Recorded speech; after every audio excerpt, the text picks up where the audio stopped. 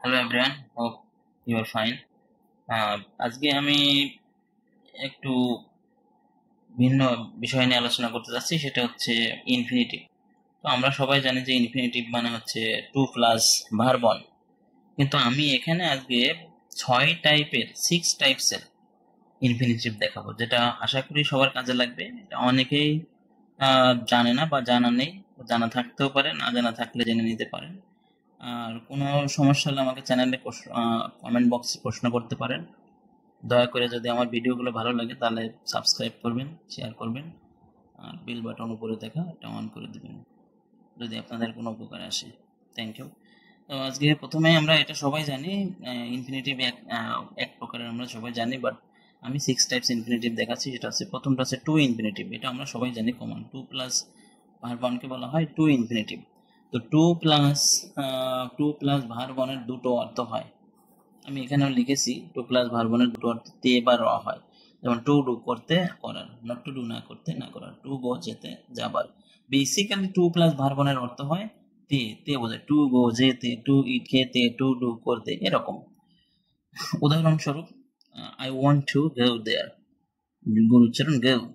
Two plus ভার্বন, এটা হচ্ছে two infinitive.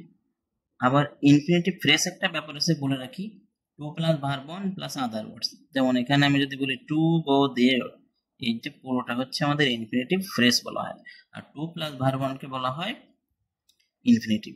ওকে, next হচ্ছে বেয়ার ইনফিনিটিভ। বেয়ার শব্দের অর্থ হচ্ছে শূন্য। এটা আমাদের ডিরেক্ট টু থাকে না, কিন্তু তের মতো কাজ করে। যেমন এখানে বললাম যে লেট মি গো দেয়ার, আমাকে যেতে দাও। যেতে, তে কথাটা আসতেছে, কিন্তু এখানে টু নাই। আর লেট হচ্ছে একটা পজিটিভ ভার্ব বলা যায়, আবার সেমি মডেল অক্সিলারি ভার্ব বলা যায়। এরপরে যে ভার্ব বসে সেই ভার্বের ভার্বন বসে। তো এই দিক থেকে এটা হচ্ছে বিয়ার ইনফিনিটিভ। এরপর আছে স্প্লিট ইনফিনিটিভ। এটা অনেকেই জানে না। স্প্লিট ইনফিনিটিভের স্ট্রাকচারটা কি? টু প্লাস ভার্বন এর মাঝখানে সবসময় একটা অ্যাডভার্ব বলবে, অর্থাৎ টু প্লাস অ্যাডভার্ব প্লাস ভার্বন, এই স্ট্রাকচারকে বলা হয় স্প্লিট ইনফিনিটিভ। ইজি ইজি মানে এক্সাম্পলি গ্রাসে এটা আমি আগের ক্লাসে অনেকবার দেখেছি, উদাহরণ দিতে গেলে এটা ব্যবহার করতে হয়। যেমন I hope to really enjoy the movie, তাহলে এখানে আমাদের টু হচ্ছে প্রিপোজিশন টু, রিয়েলি একটা অ্যাডভার্ব, এনজয় হচ্ছে ভার্ব। আগেই ক্লাসে বলেছি যে জিনিসটা চোখে দেখা যায় বা স্পর্শ করে সেটা নাউন, আর চোখে দেখা যায় না স্পর্শ করে দেন সেটা অ্যাডজেক্টিভ। যেমন ভেরি দিয়ে যদি কিছু হয় সেটা অ্যাডজেক্টিভ পাওয়া যায়। ভেরি রিয়েল, তারা রিয়েলি, রিয়েলটা হচ্ছে অ্যাডজেক্টিভ, এর সাথে ভার্ব এল ওয়ে যুক্ত হয়েছে। তো to plus adverb plus verb, এটা split infinitive. Next, perfect infinitive. Perfect infinitive কি? To plus have plus verb three. এখানে একটু ভিন্ন ধর্মী, যে টুর পরে হ্যাঁ ভার্বাম হয়, ভিতরি কেন? ভার্বন তো হচ্ছে, এটা বিভাগ।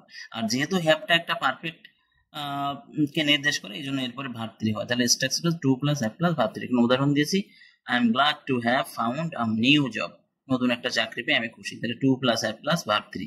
তারপর পার্টিসিপল ইনফিনিটিভ। পার্টিসিপল মানে আমি ভার্ব ফোর, যেটাকে বলা হয় ভার্বন প্লাস আইএনজি বলা যায়, এটাকে প্রেজেন্ট পার্টিসিপল বলা হয়।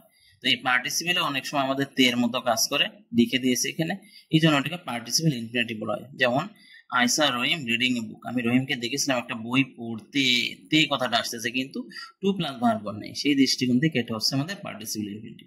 নেক্সট হচ্ছে প্যাসিভ ইনফিনিটিভ। এটা অনেকেই জানে না, সেটা হচ্ছে to be plus verb three. To plus এখানে ভার্বন আছে, আর হ্যাভে আমরা একটা সূত্র জানি, having, being, to be, have, has, had, get, got, এরপরে আমাদের ভার্ব থ্রি বসে। তো সেই টু বির পরে ভার্ব থ্রি হয়।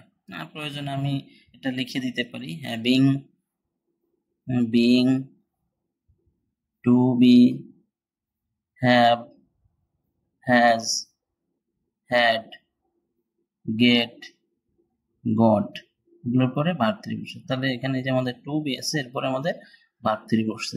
তাহলে এটা হচ্ছে passive infinitive. Computer needs to be repaired, কম্পিউটারটাকে কি করা উচিত? মেরামত করা উচিত। Thank you. আশা করি আপনাদের উপর অনেক উপকারে লাগবে। So good night everyone.